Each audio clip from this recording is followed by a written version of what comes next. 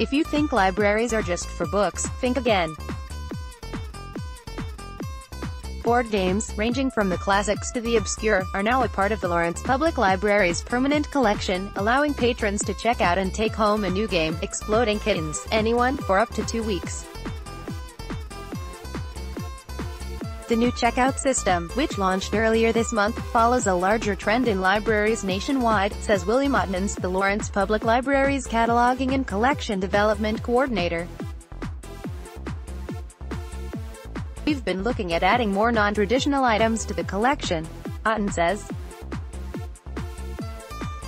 "So, we kind of brainstormed some of the things other libraries have been circulating other than books and magazines and DVDs, and board games were one of the things that were at the top of the list. The new additions, which include favorites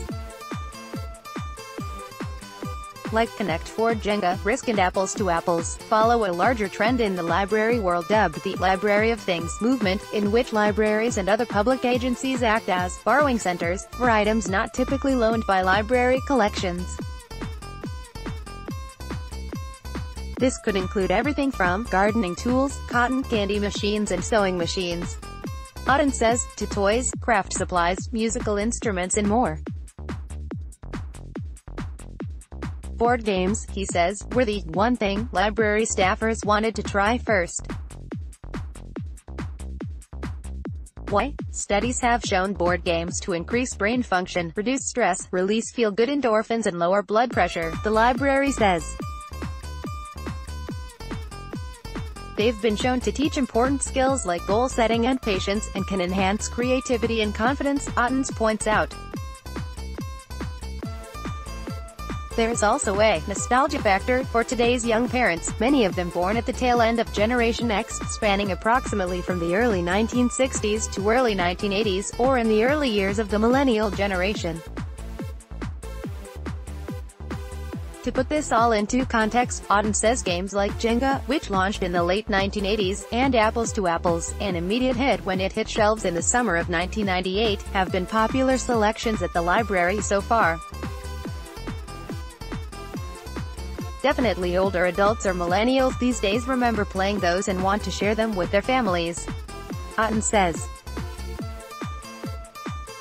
Other games that have proved popular in recent weeks include Cards Against Humanity, Settlers of Catan, Exploding Kittens and family-friendly adventure game Trekking the National Parks. Niche options have been surprisingly popular, too, Ottens says. One example, Bold Moves, a board game based on the political intrigues of the 1812 presidential election. It was gone off the shelf the second day we had the collection out, says Ottens. Here's how the system works. Visitors can check out games in the same way they would with books and other materials, at the self-check kiosks near the library's main entrance. Checkouts are limited to 1 game per library card at a time, with guests allowed to check out games for a maximum of 2 weeks. You can place holds on the board games you'd like to check out next, and renewals are allowed if the game isn't already on hold for someone else. The library is also counting on patrons to notify staff if pieces go missing. Game companies are usually happy to send replacement pieces, Ottens says. The library launched the new collection on a Monday, May 14th. 4 days later, there were only 7 of the library's 55 games left on the shelves, with a number of holds already being placed on a number of popular options, Ottens says. I think initially there's been a great response, he says. Guests can also submit suggestions for the games they'd like to see added to the collection. So far, Ottens says, requests have included classics such as Scrabble, Trivial Pursuit, Pictionary and The Game of Life.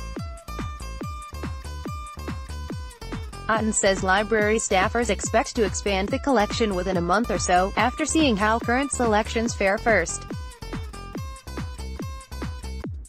You can peruse games in person inside the library's atrium or check out a full list of available games at www.lplks.org/news/new-board-game-collection. Copyright 2018 The Lawrence Journal World. All rights reserved. This material may not be published, broadcast, rewritten or redistributed. We strive to uphold our values for every story published.